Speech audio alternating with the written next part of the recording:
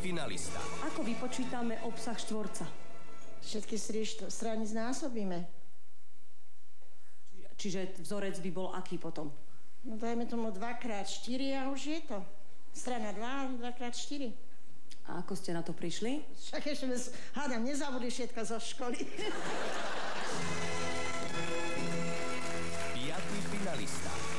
Čo ju tvorí? Čo tam patrí do tej Svätej Trojice? Viete povedať? Dali? Áno, ale armatúrka stojí na mojich parcelách, aj amfiteátr, aj stolci, aj všetko.